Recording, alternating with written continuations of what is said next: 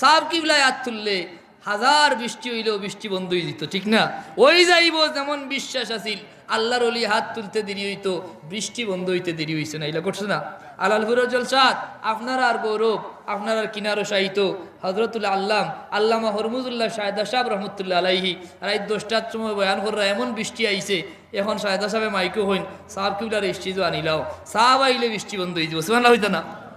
সাহাব গেছেন গিয়া হইন আল্লাহ অতরাইত আমার আওলাদি গুণ লই আমি কই যাইমু মালিক। সুবহানাল্লাহ হইতা না? আমার বাচ্চান তোরে অতরাইত আমি কই লিয়া যাইতাম, এত বৃষ্টি হাজার হাজার মানুষ হইতা না?